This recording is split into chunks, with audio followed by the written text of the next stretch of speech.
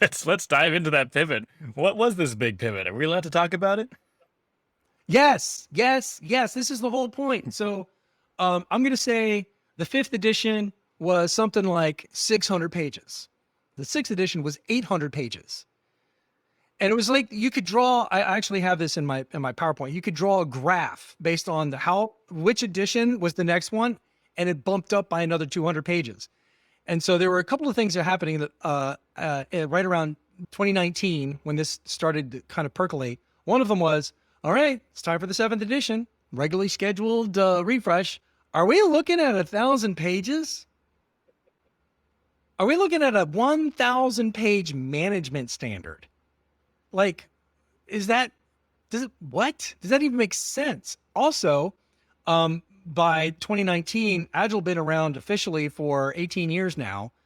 And the sixth edition acknowledged that, that was one way of doing things. But now it's 2019 and we're finding there are a lot of people that are moving on beyond Agile, beyond lean startup, beyond DevOps, beyond design thinking. And where they're being a little bit, or not a little bit, a lot bit more dynamic in what practices they bring to their projects and their products and their initiatives.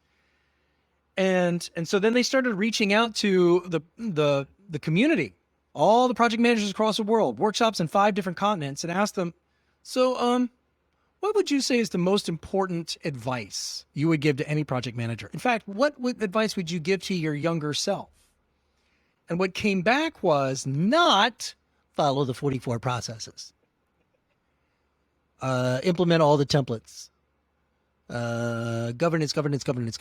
That's not what came back. What came back was more like some foundational project management principles, like be a leader. You're a project manager. You're not a paper pusher. Lead them. Another one is build a team.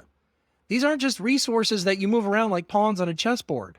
These are people, and you need to lead them as build a team. Another one is use systems thinking. No project is an island unto itself. It's part of an ecosystem, and you need to understand those dependencies, and you got to be open-minded about where the project leads and where it goes. And it turns out there was like a solid dozen of these that started to percolate out from the actual practitioners in the field. That was the second thing. And the third thing is 1,000 pages. You know, as soon as we print this thing, it's going to be stale. I don't know. Anybody heard of this thing called the internet? Where you can put some of this stuff online and then you can search it and then you can update it.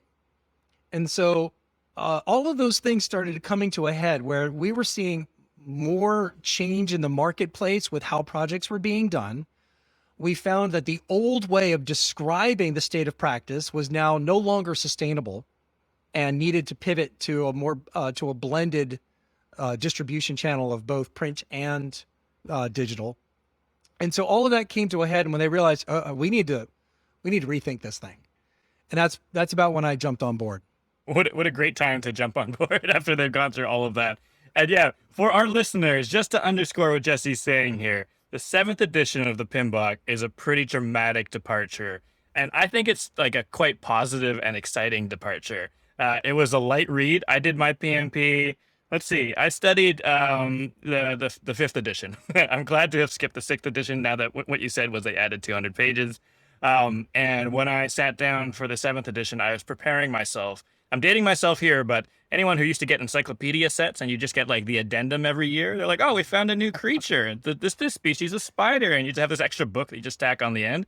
Like, that's what I was kind of expecting. I was like, okay, 5th edition plus 6th edition plus whatever they're adding to the 7th edition. And it was a completely different experience.